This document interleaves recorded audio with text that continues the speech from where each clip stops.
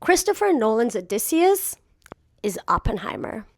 Hear me out. Okay, he's not exactly Oppenheimer, but both men share a very specific trait.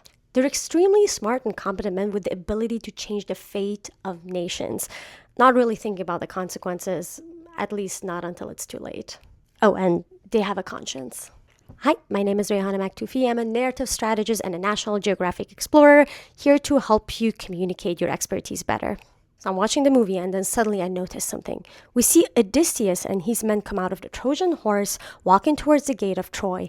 And the moment the gates open, I see this massive army pouring into Troy to bring hell upon them. And I was like, oh my God, this is Oppenheimer's atomic bomb moment. It slowly dawns on both men, what have I done? What evil have I unleashed? And they continue to struggle with the consequences of their competence. I think there's a big lesson here for us scientists. We have been trained to really show our expertise and our ability and our smarts and kind of showing people how competent we are. But guess what? That sole focus can basically turn us into evil, smart, genius villains of the movies. That also shows up in how we are perceived by others. Here's some science for context.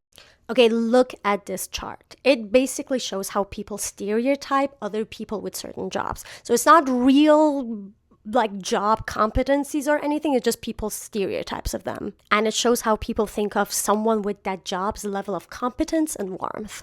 So a nurse or a teacher is not only very competent because they can teach and they're smart and they can save your life, but they're also warm because they're friendly and they care for you and they just want to save you and your future. On the other hand, and remember, these are stereotypes, not real, a dishwasher might be seen as not very skilled and not very competent, but also not warm because they don't think that they would care for other people. Boo. And here's the danger zone. Scientists are seen as super competent, able, and smart, but really meh on warmth. Worse, it's CEOs and lawyers.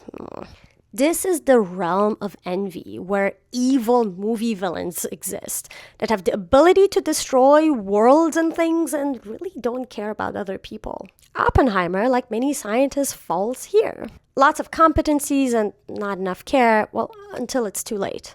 For Odysseus, that lack of care also came out of the desperation of being in a state of war for like 10 years and him really just wanting to solve a problem and get out of there.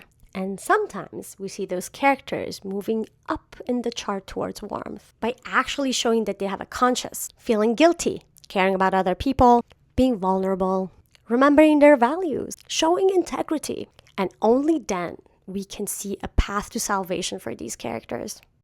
And you might be like, but Ray, I am a scientist and I am warm. It's just that I don't think people know that about me. And to that I would say, tell your story then.